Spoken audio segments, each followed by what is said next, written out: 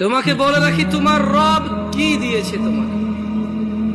তিনি তোমাকে নিঃশ্বাস দিয়েছে, যার বদৌলতে তুমি এখনো পৃথিবীতে টিকে আছো।